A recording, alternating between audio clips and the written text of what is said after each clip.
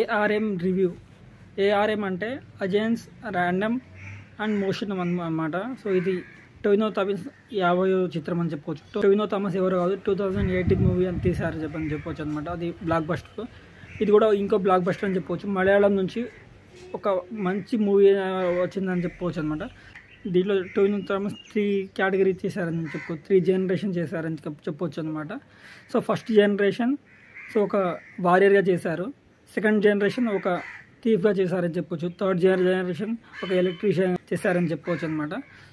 So Kunjikelu Warrier, so Kunjikelu wife Aishwarya Rajesh అనమాట. ఈ రెండు ఒక 10 minutes అయితే ఉంటుందో టాప్ నాచ్గా యాక్టింగ్ చేశారని చెప్పవచ్చు. సెకండ్ వచ్చేసి థీఫ్ అని చెప్పవచ్చు అనమాట. థీఫ్ పేరు మణి అని చెప్పవచ్చు. సో టొవినో థామస్ గారే. సో థీఫ్ వాళ్ళ వైఫ్ సురభి లక్ష్మి అని చెప్పుకోవచ్చు అనమాట. సో ఈ క్యారెక్టర్ అయితే టాప్ నాచ్ ఉందన్నమాట. ఇలాంటి పర్ఫెక్ట్ క్యారెక్టర్ చేశారని చెప్పవచ్చు. సో ఇది థీఫ్ క్యారెక్టర్ ఏదైతే ఉందో అది చూసినప్పుడు అయితే గూస్ బంప్స్ వస్తుందని చెప్పుకోవచ్చు అనమాట. సో గూస్ బంప్స్ వస్తుంది పక్క. సో థర్డ్ వచ్చేసి మణియన్. సో మణియన్ ఎలక్ట్రీషియన్ చెప్పుకోవచ్చు. మణియన్ లవర్ మన కృతి శెట్టి అని చెప్పుకోవచ్చు అనమాట. కృతి శెట్టికి రీసెంట్ టైంలో బ్లాక్ బస్టర్ హిట్ మూవీ అని చెప్పుకోవచ్చు అనమాట. ఈ మూవీ బ్లాక్ బస్టర్ హిట్ పక్క. 2018 ఎలా అయితే 200 నుంచి 300 కోట్లు ఎలా అయితే కొల్లగొట్టిందో, ఇది 300 నుంచి 400 కోట్లు కూడా కొల్లగొడుతుంది మనస్ఫూర్తి కోరుకుంటున్నాను. సో దీంట్లో రోహిణి గారు అయితే యాక్ట్ చేయడం జరిగింది. రోహిణి గారు అయితే కానీ, బాసిల్ గారైతే కానీ, సో చాలామంది యాక్టింగ్ చేయడం అయితే జరిగింది అనమాట. ఈ సినిమా టాప్ నాచ్ ఉందని చెప్పుకోవచ్చు. ముఖ్యంగా టొవినో థామస్ యాక్టింగ్ గురించి చూడొచ్చు. 3 జనరేషన్ క్యారెక్టర్ ఎలా చేశాడు అనేది దాని మీద చూడొచ్చు అనమాట. సో మొత్తానికి అయితే నాకు టాప్ నాచ్ అనిపించింది. ఇలాంటి movie never before ever after అని చెప్పుకోవచ్చు అనమాట. సో టొవినో థామస్ గారి యాక్టింగ్ మీకు నచ్చినట్లయితే like and share and subscribe చేసుకోండి మన ఛానల్ని.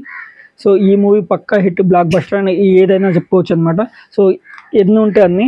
సో రోహిణి గారి క్యారెక్టర్ అయితే టాప్ నాచ్ ఉంది. ఐశ్వర్య రాజేష్ ఉన్నది 2 నిమిషాలైనా తన క్యారెక్టర్ అయితే హెవీ క్యారెక్టర్ అని చెప్పుకోవచ్చు అనమాట. ఒక డీసెంట్ క్యారెక్టర్ అని చెప్పుకోవచ్చు. కృతి శెట్టికి చాలా రోజుల తర్వాత ఒక మంచి బ్లాక్ బస్టర్ హిట్ అని పడ్డదని చెప్పుకోవచ్చు అనమాట. సో టొవినో థామస్ 50వ చిత్రం ఇది. సో మన విజయ్ సేతుపతి 50వ చిత్రం మహారాజా ఎలా అయితే హిట్ అయిందో, సేతుపతికి మహారాజా 50th మూవీ అని చెప్పుకోవచ్చు. ఇక్కడ టొవినో థామస్ కూడా అదే.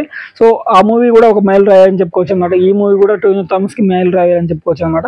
2 బ్లాక్ బస్టర్ హిట్ అని చెప్పుకోవచ్చు. సో ఈ వారం పర్ఫెక్ట్ చూడాల్సిన ఫస్ట్ మూవీ అయితే ఇది ఏఆర్ఎం అని చెప్పుకోవచ్చు. ఏఆర్ఎం అంటే అజైన్స్ ర్యాండమ్ మోషనం ఈ మూవీ పేరు. సో 3 క్యారెక్టర్ టాప్ నాచ్ ఉందని చెప్పుకోవచ్చు. దాని తర్వాత సెకండ్ చూడాల్సిన మూవీ మత్తు వదలరా 2 అని చెప్పుకోవచ్చు అనమాట. దాని తర్వాత భలే ఉన్నాడే. ఓకే, ఈ 3 మూవీలు అయితే చూడొచ్చు. ఈ మూవీ నచ్చిందా లేదా అని కామెంట్ చేయండి. సో మీకు మూవీ నచ్చిందని, నచ్చలేకుండా నచ్చలేదని కామెంట్ చేయండి. సో ఈ మూవీకి నేను ఇచ్చే రేటింగ్ 3.5 అని చెప్పుకోవచ్చు అనమాట.